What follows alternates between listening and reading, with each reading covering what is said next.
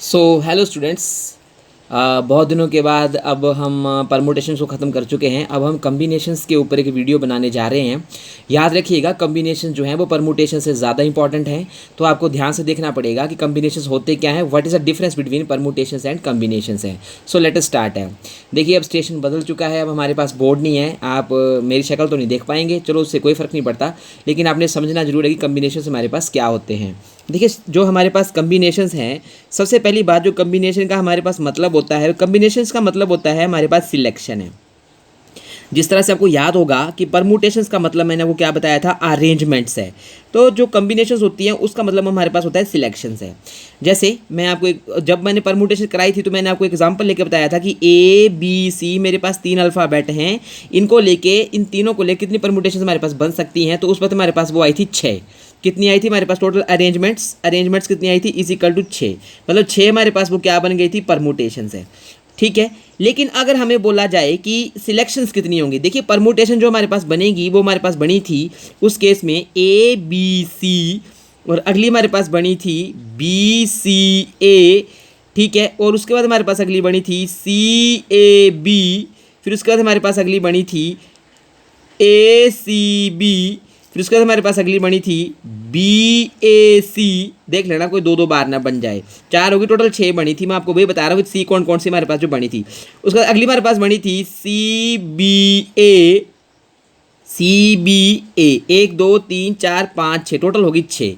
लेकिन जब हम सिलेक्शन करेंगे, यानी कि जब हम कम्बिनेशंस बनाएंगे, तो ए बी सी का, बी सी ए का, सी ए बी का, ए सी बी का, बी ए सी का और सी बी ए का, सबका मतलब एक ही होगा। मतलब यहाँ पे जो टोटल सिलेक्शन है, टोटल कम्बिनेशंस जो हैं वो हमारे पास कितनी बनेगी, सिर्फ एक। यानी कि कम्बिनेशन में ए बी सी का, बी सी ए का, सी ए बी का और ए सी बी का, बी ए सी का, सी बी ए का मतलब जो है वो एक ही रहेगा। उसमें ऑर्डर जो है, ऑर्डर इज नॉट इम्पॉर्टेंट। सबसे जरूरी बात आपने यही रखनी है, ऑर्डर इज नॉट इम्पॉर्टेंट है। बस यही है कि सिलेक्शन करनी है उसमें। जैसे एक लड़का और एक लड़की में अगर हम चॉइस करते हैं तो हो सकता है कि पहले लड़के को चूज़ कर ले, बाद में लड़की को चूज़ कर लें, या ऐसे हो सकता है कि पहले लड़की को चूज़ कर ले, बाद में लड़की को चूज़ कर ले। ठीक है ना, तो उस केस में वो एक ही सिलेक्शन कंसीडर की जाएगी, लेकिन परमुटेशंस कितनी बढ़ जाएंगी वहाँ पे, 2। तो यहाँ पे जब हमारे पास 6 परमुटेशंस आई तो उनके कॉरेस्पॉन्डिंग हमारे पास एक ही सिलेक्शन आएगी, जिसको कि हम क्या बोलते हैं, कॉम्बिनेशन। मतलब कॉम्बिनेशन में हमारे पास जो है वो सिलेक्शन जो है दैट इज नॉट इम्पॉर्टेंट है। तो ये बात आपने याद रखनी है कि परमुटेशन और कम्बिनेशन में क्या फर्क आ गया। परमुटेशन में टोटल अरेंजमेंट्स और कम्बिनेशन में हमारे पास जो टोटल सिलेक्शन होती हैं वो आती हैं। तो यहाँ पे 6 के कॉरेस्पॉन्डिंग जो है हमारे पास एक ही चीज़ जो आएगी, एक ही कॉम्बिनेशन आएगी, एक ही सिलेक्शन आएगी, एक ही ऑर्डर हमारे पास आएगा। तो ये हमारे पास हो गया कि हमारे पास कॉम्बिनेशंस क्या होती हैं। अब हमारे पास जो कॉम्बिनेशन का फॉर्मूला है, जैसे मैंने आपको परमुटेशन का बताया था, NPR क्या होता है। अगला है हमारे पास NCR क्या होता है। सबसे पहले NCR का मतलब हुआ क्या कि आप n थिंग्स में से by how many ways out of total n different things you can select r things है। You can select R things, ध्यान दीजिएगा, मैंने बोला you can select R things. कितने, आप टोटल एन चीजों में से आर चीजें कितने तरीकों से आप सिलेक्ट कर सकते हैं। आर चीजें कितने तरीकों से आप सिलेक्ट कर सकते हैं। जैसे मान लीजिए मेरे पास, पहले मैं आपको फॉर्मूला बताता हूं, देखिए। तो उसका सूत्र आएगा n फैक्टोरियल, नीचे हमारे पास आ जाएगा n minus R factorial into R factorial है। एक एग्जांपल लेते हैं, जैसे मेरे पास एक चीज़ है 5C3 है इज इक्वल टू, तो मेरे को कह रहा है कि फॉर एग्जांपल कि मेरे पास डिफरेंट कलर के 5 कंचे हैं। उन 5 कंचों में से मैं कितने तरीकों से जो डिफरेंट कलर के जो 3 कंचे हैं उनको निकाल के अरेंज कर सकता हूँ। देखिए, पहले मुझे क्या करना पड़ेगा, इन 5 कंचों में से डिफरेंट कलर के, देखिए ये यहाँ पे जो 5 के 5 है, पांचों के पांचों क्या हमारे पास डिफरेंट है। यहाँ पे जो 3 निकलेंगे वो भी नेचुरली बात क्या होंगे, डिफरेंट है। तो out of 5 marbles by how many ways I can select 3 marbles है। कितने तरीकों से मैं उन 3 मार्बल्स को सिलेक्ट कर सकता हूँ। तो वो जो टोटल हमारे पास आएगा, 5 कंचों में से 3 कंचे हमने क्या करने हैं, सिलेक्ट करने हैं। ठीक है ना। अगर ऐसे कोई, अब याद रखना ऊपर वाले एग्जाम्पल से भी कि उसमें ऑर्डर मैटर नहीं करेगा। ऑर्डर बिल्कुल मैटर नहीं करना, जैसे रेड ब्लू ग्रीन आ गया या ग्रीन ब्लू रेड आ गया तो वो एक ही कंसीडर किया जाएगा। इस बात का आपने ध्यान रखना है। वो एक ही, मतलब कितने तरीकों से आपको टोटल पॉसिबल कितने तरीके जिससे आप 3 कंचे जो है इन 5 कंचों में से सिलेक्ट कर सकते हैं। तो according to this formula it becomes 5 factorial, तो 5 माइनस 3 हो गए 2 फैक्टोरियल इंटू 3 फैक्टोरियल। आपको बोला है इसको हल कर लेना, आपने बड़े वाले को छोटे तक आपने तोड़ लेना है। तो ये मेरे पास आ जाएगा, इसको काट दीजिए 2 दूनी 4, तो टोटल 10 तरीकों से हम इन 5 कंचों में से 3 कंचे सिलेक्ट कर सकते हैं।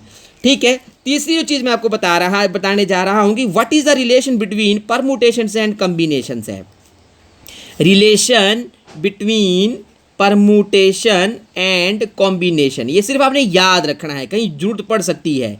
याद रखिएगा NPR must be equal to R factorial into NCR है। ये हमारे पास परमुटेशन और कॉम्बिनेशन के बीच के रिलेशन को चीज़ दिखाती है।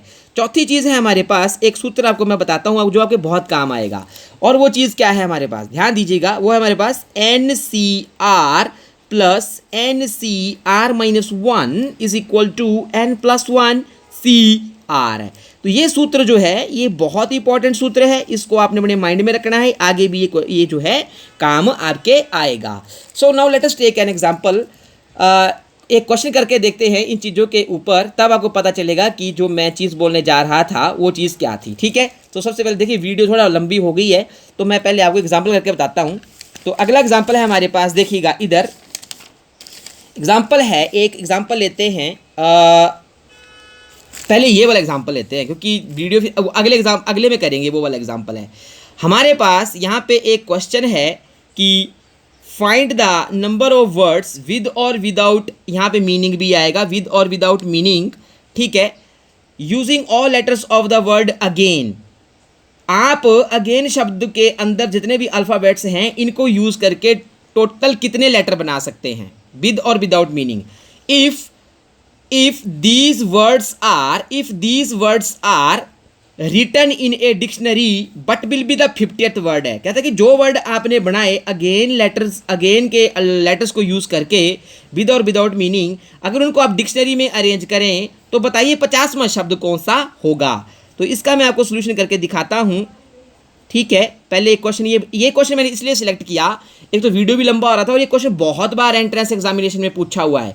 ये क्वेश्चन जो है अपने आप में कुछ क्वालिटी रखता है, तो आपने थोड़ा सा इस क्वेश्चन की तरफ ध्यान भी देना है। देखिए सबसे पहले ए कितनी बार आ रहा है, 2 बार, तो रेपिटेशन हो जाएगी। टोटल हमारे पास कितना बताया था मैंने, देखो 1 2 3 4 5, तो टोटल लेटर हमारे पास आ जाएंगे 5 फैक्टोरियल बटे 2 फैक्टोरियल।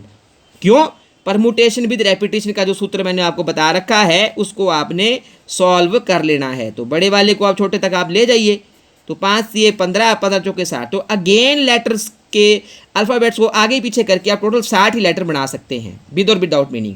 अब कहता है कि if these words are written in a dictionary what will be the 50th word है, कि अगर इन शब्दों को डिक्शनरी में लिखा जाए तो 50वां शब्द कौन सा होगा। देखिए सबसे पहले जब हम डिक्शनरी में लिखेंगे 1 2 3 4 5, 1 2 3 4 5, तो सबसे पहले हमारे पास कौन सा लेटर आएगा, ए को फिक्स कर देते हैं। तो कितने लेटर बच गए हमारे पास आगे, 1 2 3 4, तो अगर ए को फिक्स कर दिया तो 1 2 3 4, चारों के चारों हमारे पास क्या है, डिफरेंट, तो कितने आ जाएंगे टोटल लेटर, 4 फैक्टोरियल, ये जो आपको पता ही है। तो वो हमारे पास कितना होता है, 24। ठीक है, अब आपको प्रैक्टिस हो जानी चाहिए परमुटेशंस की, तभी आपको आएगा। अगला में हम क्या करेंगे, अगले ए के बाद किसको फिक्स कर देंगे, ए के बाद हम फिक्स करेंगे, किस चीज़ को फिक्स करते हैं आपको पता होना चाहिए कि ए के बाद किस चीज़ की जो हमारे पास फिक्सिंग होती है। उसके बाद हम फिक्स करेंगे जी को, तो जी को फिक्स कर दीजिए आप। तो जब जी को फिक्स कर देंगे हमारे पास, जब जी को फिक्स कर दिया तो हमारे पास क्या क्या बचेगा, ए आई एन, तो ए कितनी बार आया, 2 बार, तो कितनी बार आ जाएगा टोटल, 4 फैक्टोरियल बटा 2 फैक्टोरियल। क्यों, परमुटेशन विद रेपिटेशन, तो आ जाएगा 4 3 12 सॉल्व करके। अगला जो हमारे पास लेटर बनेगा, बनाइए 1 2 3 4 5, जी के बाद हम क्या फिक्स कर देंगे, आई से भी हमारे पास कितने लेटर बन जाएंगे, फिर से कैसे बन जाएंगे, वही कितने बन जाएंगे, 12। तो ये हमारे पास जो लेटर है वो आगे 12, टोटल करिए कितने हो गए, 24 और 12 36, 36 और 12 48, तो ये हमारे पास 48 लेटर आ गए। ठीक है, तो 48 लेटर हमने बना दिए। अब 49वां लेटर कौन सा बनेगा हमारे पास, ध्यान दीजिएगा जरा, 1 2 3 4 5, तो 50वां लेटर आई के बाद क्या है हमारे पास, एन के बाद क्या आएगा, ए जी आई, तो ये लेटर हमारे पास कौन सा होगा, 49th है। और हमारे पास जो 50वां लेटर जो हमारे पास होगा वो हमारे पास क्या बनेगा 1 2 3 4 5, तो वो आ जाएगा NAAIG। तो ये हमारे पास जो है वो 50वां लेटर होगा। तो इस तरह से आपने इन क्वेश्चनों को करना है। चलिए जो एग्जाम्पल बचा है वो भी मैं आपको करा ही देता हूँ, देखा जाएगा, वीडियो जितनी मर्जी लंबी होती है तो होती रहे। तो ये है हमारे पास इसका सोल्यूशन। क्वेश्चन क्या है, ए ग्रुप ऑफ, सॉरी एक मिनट रुकना जरा, a group consist of 4 girls and 7 boys. एक ग्रुप में हमारे पास 4 लड़कियां और 7 लड़के हैं। In how many ways can a team of 5 members be selected. कहता है कि 4 लड़कियों में से 7 लड़कों में से हमने एक टीम बनानी है 5 बंदों की। बताइए कि पहला कि उस ग्रुप में कोई लड़की नहीं होनी चाहिए, दूसरा एटलीस्ट 1 बॉय एंड 1 गर्ल है। पहला कर लेते हैं, कोई गर्ल नहीं होनी चाहिए। 5 की टीम आपने बनानी है, अगर कोई लड़की नहीं होगी तो इसका मतलब कि पांचों के पांचों हमारे पास क्या होंगे, लड़के। मतलब लड़के कहाँ से सिलेक्ट होंगे, लड़कों से। तो आ जाएगा 7C5 एंड, जब भी एंड हो तो क्या करते हैं हम इनटू लगाते हैं। लड़कियां कितनी बच गई हमारे पास, देखिए लड़कियां कितनी में टोटल 4, तो 4 में से हमारे पास क्या आ जाएगा 4C0। तो इसको हल कर लेंगे आप, तो हमारे पास क्या आ जाएगा 7 फैक्टोरियल 5 फैक्टोरियल 2 फैक्टोरियल, NC0 कितना होता है 1। याद रखना आपने 4C0 1 होता है। तो उसको आप हल कर लीजिए, 7 × 6 × 5, नीचे हमारे पास आ जाएगा 5 × 2, कट गया 3। तो 21 तरीकों से हम जो है वो टीम सिलेक्ट कर सकते हैं 5 बंदों की, यदि उसमें कोई भी लड़की नहीं होगी। दूसरा कहता कि एटलीस्ट 1 बॉय एंड 1 गर्ल है, कम से कम एक लड़की और एक लड़का होना चाहिए उस 5 की टीम में। तो उसको हम कैसे लिखेंगे, देखिए कम से कम एक लड़का, तो पहला केस आएगा कि एक लड़का किस में से सिलेक्ट होगा, लड़कों में से। टोटल लड़के कितने हमारे पास 7, तो 7C1 मल्टीप्लाई, अगर लड़का एक सिलेक्ट किया तो लड़कियां कितनी सिलेक्ट करनी पड़ेगी 4। कैसे, ये देखो ना 4 और 1 5, तभी तो 5 की टीम गई। या तो ये पॉसिबिलिटी बनती है, या प्लस, या हम क्या कर सकते हैं 2 लड़के ले जा सकते हैं। तो अगर 2 लड़के ले गए तो 3 लड़कियां ले जानी पड़ेगी, क्यों, ताकि इनका जोड़ क्या रहे 5। या तीसरी पॉसिबिलिटी क्या बनती है, 3 बॉयज़ ले गए तो लड़कियां कितनी ले जानी पड़ेगी हमारे पास 2, ताकि 3 और 2 5। या हमारे पास क्या पॉसिबिलिटी बनती है 3C 4 लड़के ले जाएंगे, देखिए दिख रहा है ना आपको, 4 लड़के ले जाएंगे, या 4C 1 लड़की। अब अगला नहीं कर सकते हम 7C5 है, क्यों, तब तो लड़की फिर कोई भी नहीं ले जानी पड़ेगी। पर उसने क्या बोला हुआ है कि एक लड़की को कम से कम हमने लेके जाना ही है। आपने इसको हल कर लेना है, इसको अलग से हल करना है, इसको अलग से हल करना है, इसको अलग से हल करना है, इसको अलग से हल करना है।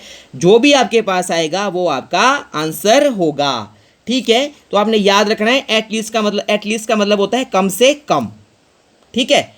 तीसरा पार्ट जो है वो आपके लिए होमवर्क है।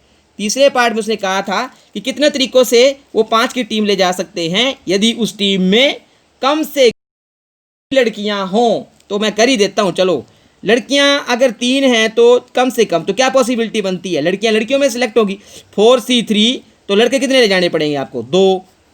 और जब लड़कियां हमारे पास कितनी आ जाएंगी, या लड़कियां कितनी ले जा सकते 4C4, तो लड़के कितने ले जाने पड़ेंगे 7C1, क्योंकि दोनों का जो जोड़ है 5 रहना चाहिए। देखो 5, ये 5, इन दोनों को आप जोड़ के जो भी आपका आंसर आएगा वो आपका आंसर होगा। तो मैं उम्मीद करता हूँ आपको ये चीज़ समझ में आ गई होगी। और अगर आपको कोई चीज़ पता नहीं चली है तो वो आप मेरे को कमेंट सेक्शन में आप पूछ लेंगे। थैंक यू वेरी मच है।